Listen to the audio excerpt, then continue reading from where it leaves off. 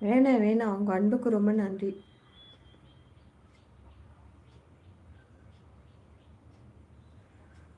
சஞ்சய் மூர்த்தி happy new year. அந்த necklace கொஞ்சம் கிடைக்குமா மேடம்? கடனை அடிச்சுட்டு திருப்பி ₹1 கூட வாங்க மாட்டாங்க. ₹350 நெட்ஃப்ளிக்ஸு.